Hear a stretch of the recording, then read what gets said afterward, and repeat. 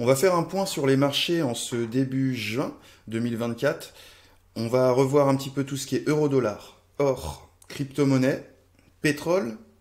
Regardez un petit peu les indices effectivement avec le Dow Jones et autres, et puis regardez l'euro-dollar et les paires de forex qui sont vraiment significatives pour le monde en règle générale. Donc on va vraiment faire l'euro-dollar, on va aussi aller voir quand même l'USD-Yen, des choses comme ça. Ce qui m'intéresse vraiment de vous montrer, c'est le comportement du Dow Jones en ce moment et des indices, le comportement des crypto-monnaies en ce moment aussi qui s'y apparentent, et puis voir un petit peu quelles sont les opportunités qui pourraient s'offrir à nous, quel sens pourrait prendre le marché prochainement en fonction effectivement de tout ce qu'on va pouvoir constater ensemble. On va commencer très rapidement. Là, il y a un petit peu tout. On va commencer par l'euro-dollar et on va le regarder sur les plus petites unités de temps. Donc déjà sur la journée. Vous voyez, j'ai fait une vente déjà ce matin. Très petite vente, très simple comme d'habitude. Donc en 15,51, on était bien vendeur et là, c'est plus le cas. Vous le voyez sur le 1 minute ici, on rentre dans une zone de range. C'est la fin de ma vente de ce matin que j'ai clôturée un petit peu avant le range, un petit peu avant les objectifs. C'était pour présenter encore une fois cette stratégie. Donc sur 15,51, on avait bien une vente. Maintenant, l'euro-dollar, qu'en est-il réellement à moyen long terme ? Disons déjà à long terme. Vous voyez ici qu'on a un euro-dollar qui a fait une belle vente tout le mois de octobre, février, et là on est sur 2021-2022. On est là depuis 2023 dans un range pur et dur sur l'euro-dollar.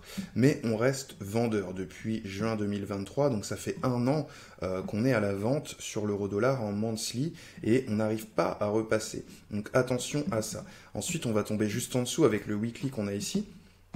Le weekly, vous voyez qu'il était repassé vendeur là sur les fins d'année 2023, donc 31 décembre. Donc on a eu des belles ventes jusqu'au 24 mars 2024. Et là, on a un retracement depuis quelques semaines, effectivement. On a eu avril, mai, et puis on arrive là début juin sur les plus hauts, mais qui commence à se retourner, comme vous l'avez vu sur la petite unité de temps. C'est pour ça que là, on va descendre. Donc là, qu'est-ce qu'on voit? On voit une vente, on voit un range, et on voit une vente range. Donc, on commence à douter sur l'euro-dollar au niveau de cette vente. On va voir très simplement ce qui se passe en regardant en fait un daily, 4 heures et 1 heure. Et là, c'est ce qui va se passer sur les prochains jours. Hop, j'ai oublié le 1 heure. Donc, sur les prochains jours, on a... J'ai un problème ici. Un daily. Sur les prochains jours, qu'est-ce qu'on a? Donc on a bien un daily qui est vendeur quand même et qui a rebondi, vous voyez, sur notre prix fort comme d'habitude. On a un 4 heures qui lui était passé acheteur, vous voyez, c'est le rebond technique ici, donc ça ressemble fort à une vente. Et on a le 4 heures ici. Alors j'ai un problème là. Hop, daily 4 heures, 1 heure, voilà, on a un 1 heure vendeur, un 4 heures qui semble vendeur et un daily vendeur. Donc c'est parti pour des grosses ventes aujourd'hui. Puisque sur le 15-5-1 on a des ventes, sur le daily 4h 1h on a des ventes, et sur le monthly weekly daily on est en doute, mais on reste vendeur sur du monthly. Donc attention sur l'euro-dollar, comme je le dis depuis déjà plusieurs mois, la vente va continuer, il n'y a aucune possibilité que ça se fasse autrement, il va falloir trouver un point fort pour rebondir, et ce ne sera pas ici. Alors on va regarder le weekly ici qui est en range, le monthly ici, qu'on va vraiment avoir un rebond nécessaire sur le 4 heures. Si on doit continuer et retourner un petit peu l'euro-dollar, on va déjà revenir sur ces zones-là. On va revenir sur ces zones-là, là, donc les 1,0855 comme vous voyez ici. On va revenir sur ces zones-là et puis potentiellement s'il y a un petit peu de force, et là on repasserait plutôt dans une dynamique de vente, on reviendrait toucher ici, mais cette fois-ci ça ne serait pas pour rebondir comme là. Donc attention à ça sur l'euro-dollar, bien suivre. Moi je suis vendeur sur l'euro-dollar. Ça fait déjà plusieurs mois. Je n'ai pas donc fait les achats des dernières semaines et je n'ai rien fait puisqu'en fait mes indicateurs se retournaient. J'avais des unités de temps qui étaient soit range, soit acheteuses selon leur temporalité. Donc je ne pouvais plus faire mes ventes certaines comme je faisais depuis des mois. Donc voilà sur l'euro-dollar, on reste attentionné dessus, ça reste quand même fort vendeur, donc ne vous faites pas attraper, même si là il semble repartir à l'achat depuis quelques semaines, sur des unités moyennes. Le Dow Jones qui représente les indices maintenant, on va le regarder on va faire comme d'habitude, on va commencer sur du très court terme. Donc là, on est sur de l'intraday 15,5,1. Il est vendeur. Il est vendeur, il est vendeur. Et puis, on a eu la vente ce matin. Nous, on était juste là ce matin, donc on a dû attendre. Puis après, on a fait autre chose. Il y avait cette belle vente. On est sur le range. Et donc là, on est vraiment dans le range. On le voit ici. Donc, on doit patienter pour continuer cette vente. Mais vous voyez bien que sur 15 et sur 5, on est vendeur. Et que notre objectif, évidemment, il est ici. Donc là, vous voyez qu'on est passé vendeur. Donc on a un objectif très simple qui est sur ces niveaux-là. Voilà. Et cet objectif ne sera pas atteint si ici, on arrive à repasser acheteur. Mais c'est pas fait, puisque vous avez le 5 ici qui vous couvre. Donc c'est vraiment toute la logique. Donc, méfiance sur le dos. On a eu notre vente plus ou moins ce matin. Il n'y a pas de raison, quand on regarde un 15 et un 5, que ça ne continue pas. On peut éventuellement bloquer un petit peu et que ça continue cet après-midi. On va regarder maintenant l'intermédiaire avec le daily 4 heures, 1 heure. Et là, vous voyez bien qu'on a, avec la stratégie ici, on a un daily qui est passé vendeur il y a déjà plusieurs jours. 1, 2, 3, 4, 5, 6, 7, 8, 9 jours. On a un 4 heures qui était bien vendeur, qui là est repassé acheteur mais n'a pas réussi. Et là, c'est très intéressant de voir qu'il n'a pas réussi à toucher cette zone. Donc on reste dans une dynamique vendeuse. Il s'est fait recoucher très rapidement. Et là, en fait, qu'est-ce qui va se passer sur l'instant? Eh bien, on attend les petites unités de temps qu'on vient de voir pour pouvoir repasser le 4 heures ici. Et donc là, on aura un 4 heures vendeur avec un daily vendeur, un 1 heure qui sera vendeur aussi. Et on pourra replonger vers ces niveaux-là. Vous voyez qu'on est tout en dessous partout. Donc la vente ici, elle est où? C'est encore celle que je vous ai définie tout à l'heure. Le premier endroit qu'on va aller chercher très facilement, c'est celui-ci. Avec une vente qui va faire comme ça cet après-midi. Et puis on va regarder le dos à long terme, donc avec un monthly, weekly, daily. Et donc là, on est en range ici. Donc sur le monthly, donc on est bien dans une question à long terme sur le Dow Jones. On est dans une question également sur le weekly. Donc monthly, weekly sont en interrogation. On est dans un range effectivement. Et puis on a le daily qui est vendeur. Donc que va faire le daily? Est-ce qu'il va bien comme le 4 heures, daily 4 heures 1 heure et le 15-5-1? Vous voyez bien qu'il y a une pression vendeuse. Cette pression vendeuse va permettre de faire continuer la vente sur le daily qui est notre plus petite unité de temps ici, et ce daily va emmener avec lui le weekly puis le monthly, et là attention parce qu'on sera sur un dos vendeur à long terme. Ça n'est pas encore fait mais ça se dessine. C'est à peu près la même chose si on regarde le S&P. On a clairement la même idée hein, avec quelque chose qui est quand même tout cet achat là. Et d'après ma stratégie, un excès. Donc cet achat qui part d'ici jusque là est un excès. Donc on a un paquet de points à prendre. On a tout ça à récupérer déjà. Donc dès qu'on va passer vendeur sur ces niveaux-là à peu près, on va repiquer et trouver la zone dont je vous parlais tout à l'heure sur le dos. Donc attention. On a vraiment la même chose ici sur le Nasdaq et puis sur le S&P pardon. Et par contre, je vais aller voir le Nasdaq pour voir qu'on a également la même chose avec un peu plus d'évidence mathématique de ce que je vois sur le monthly, mais on reste dans le même doute en règle générale sur le Nasdaq. Donc attention sur les marchés US. Je vais regarder également le DAX qui doit subir la même chose. Exact. Donc exactement la même chose. Hein, cet achat qui est tout un excès. Et qui va être corrigé pour revenir sur ces mêmes zones de prix plus basses.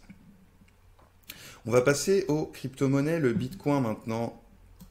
Que se passe-t-il sur le Bitcoin? Vous savez qu'on est dans un range depuis un bon moment, depuis qu'on a réapproché les 73 000, ça ne veut plus. Pourquoi ça ne veut plus? Que va-t-il se passer? Eh bien, si je regarde, moi j'ai un monthly qui est acheteur et il n'y a pas de doute à ce sujet. Donc ça, c'est bien. J'ai un weekly par contre qui est range, donc, qui avait essayé de passer vendeur mais qui n'a pas réussi. C'est une bonne chose. Mais il est range. Et puis on a un daily qui est passé vendeur qui n'a pas réussi non plus. C'est encore une bonne chose. Donc mais il est toujours vendeur, potentiellement en train de passer range. Ça va se passer sur ces prochains jours.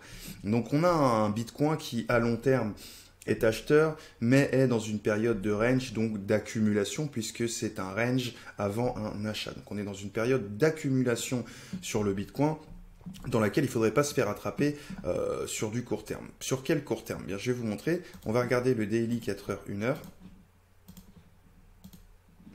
Et donc on voit qu'on a eu cette petite vente. Alors, on a le daily qui est passé vendeur ici. Et on a le daily qui est range là depuis un bon moment, et puis qui est range ici aussi. Vous voyez, ça ne bouge pas et on bloque sur notre moyenne des bandes de Bollinger et notre prix en jaune qui a servi ici de support et là, ici de résistance, pardon, et là de support et qui maintenant est guidé. Donc on est clairement dans un achat évidemment de toute façon sur le Bitcoin. Maintenant, on voit il n'y a pas, donc à long terme, c'est de l'achat. À moyen terme, on reste dans ce range, mais on va en sortir d'ici quelques jours potentiellement. Et puis, pour savoir si ce sera aujourd'hui ou demain, on va regarder un 15,5,1. Et là, on voit qu'on est en range aussi sur la journée. On passe vendeur sur le 5, on reste range sur le 1 minute, donc on reste dans ce range. Je veux dire, on va rester dans ce range pour le moment, pour la prochaine heure, en tout cas, assurément. Donc les prochaines heures vont se passer dans ce range. Et puis, on verra par la suite si on part par le haut maintenant ou si on continue de consolider ce range. Mais vous êtes dans une période d'accumulation dans laquelle il ne faudrait pas se faire sortir sur tous les petits plus bas que le marché vient rechercher. Donc attention sur les crypto-monnaies, mais accumulation dans une période de fort achat bien évidemment. L'Ethereum, c'est la même chose. On va repartir sur l'Ethereum en 15,5,1. 15,5,1 range, vente, range. Donc on a vraiment la même chose. Comme vous constatez, tout le monde fait plus ou moins toujours la même chose, avec surtout toujours l'actif dominant qui va driver les autres. C'est pour ça que je commence par l'euro-dollar pour le Forex, et puis je m'arrête même là. Pour les indices, je commence par le Dow Jones, parce que c'est lui qui fait les autres, et que finalement, vous voyez que tous les autres font la même chose. Et puis, pour les crypto-monnaies, pour le moment, c'est encore le Bitcoin qui décide. Donc, on commence par le Bitcoin, et après, on va constater que l'Ethereum fait pareil, etc. L'Ethereum, vous voyez, il est bien passé acheteur, mais il est range en weekly, range en daily, et donc, on ne sait pas trop quoi faire sur les prochains jours. On va avoir, en gros, au moins 3 jours encore de range, de 3 jours, avant d'avoir un mouvement sur l'Ethereum qui sera à l'achat parce qu'on est dans une vague d'accumulation. Donc voilà ce que je vois moi sur les crypto-monnaies. Donc on n'a pas fini cette vague d'accumulation, donc profitez-en pour remplir vos bagues et surtout ne sortez pas là sur les plus bas. Enfin, c'est pas le moment de rentrer au plus haut dans l'euphorie et c'est pas le moment de sortir sur les plus bas parce qu'on prend peur, parce qu'on a été victime de l'euphorie au plus haut. Ça s'apprend et ça s'appelle de la gestion de l'émotionnel et puis avoir une bonne stratégie qui nous bloque ou non sur nos entrées. Vous voyez qu'ici, même si je voulais faire cet achat, eh bien mon weekly me dirait non, tu peux pas, Benoît. Et donc je ne le ferai pas. On va regarder l'Uniswap qui fait exactement la même chose. De toute façon, vous voyez, donc lui, non, plus difficile sur l'Uniswap, ça c'est intéressant de remarquer que contrairement au Bitcoin et à l'Ethereum, si vous regardez bien, vous avez un Uniswap qui lui est range en monthly. Hein. Donc rien de fait, on est en weekly, on était vendeur, là on est repassé acheteur, donc c'est intéressant, on a vraiment un entrecroisement et donc un range aussi. Mais par contre sur l'Uniswap, je ne pourrais dire de ce que je vois ici, si c'est une vague d'accumulation ou de distribution qu'on voit ici. Donc méfiance. Le BNB, lui, comme vous le voyez, ça n'a pas du tout la même pattern que l'Uniswap. On est comme le Bitcoin et l'Ethereum sur un monthly acheteur avec un weekly qui range et un daily qui range et essaye de passer acheteur mais il n'y arrive pas, essaye de passer acheteur, il n'y arrive pas et quand il passe vendeur, il n'y arrive pas. On est dans un range, je vous dis, sur court et moyen terme et acheteur sur du long terme. Donc voilà vraiment, si vous êtes sur des crypto-monnaies qui ont de l'avenir, des majeurs, des choses, des projets intéressants, intelligents, eh bien vous êtes dans une vague d'accumulation. Pour les vieux projets de l'ancienne narrative, c'est possiblement le moment où ils vont partir dans l'autre sens et vous n'allez plus jamais les revoir. Donc attention. On va regarder le sol aussi. Pareil, le Solana, faut foncer. Vous voyez qu'en monthly, il n'y a aucun souci. Par contre, le weekly est en son range d'accumulation et le daily également. Et sur les plus petites unités de temps, c'est la même chose que le Bitcoin, c'est la même chose que l'Ethereum, c'est toujours la même chose. Donc voilà, donc là, on a vraiment passé En revue, donc l'euro-dollar qui est très intéressant, très important en termes d'échanges internationaux, d'achat, revente pour toutes les entreprises. Si vous faites de la vente en ligne, si vous êtes dans le marketing, si vous êtes dans le business international, dès que vous avez un rapport entre l'euro et le dollar dans votre vie, et croyez-moi qu'en fait vous en avez un, au mieux vous le savez pas, mais si vous en avez un qui est direct, c'est encore plus intéressant et important de suivre le cours de l'euro-dollar pour vos achats, pour vos ventes, pour faire vos stocks, plein de choses comme ça. Donc c'est pour ça que l'euro-dollar est très important à analyser et à suivre et à comprendre dans son ensemble.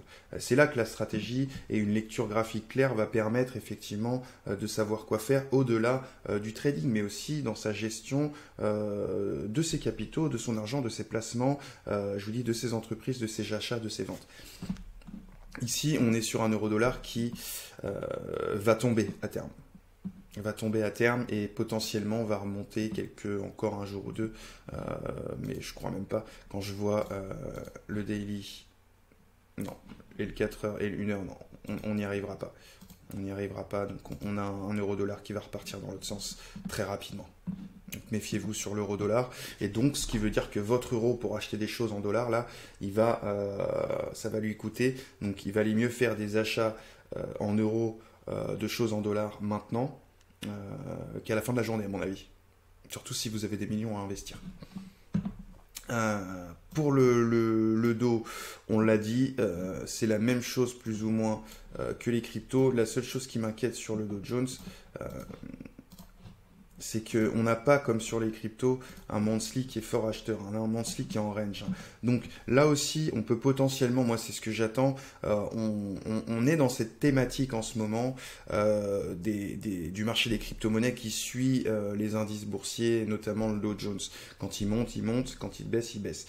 Je vois bien une décorrélation en train de se construire ici avec des crypto-monnaies qui vont fortement poussé à l'achat très prochainement, je vous dis d'ici 3 jours, une semaine, alors que on a un Dow Jones qui semble sur le point de plier sur ces mêmes échelles de temps. Donc on va avoir ce recroisement comme au premier bull run. Pardon. Au premier bull run, on avait un décalage. Faudrait pas que je meure. Au premier bull run, on avait un décalage avec quand les cryptos montaient, quand il y avait une tension sur les marchés traditionnels, notamment sur les indices, l'argent allait dans les cryptos. Aujourd'hui, c'est un peu différent.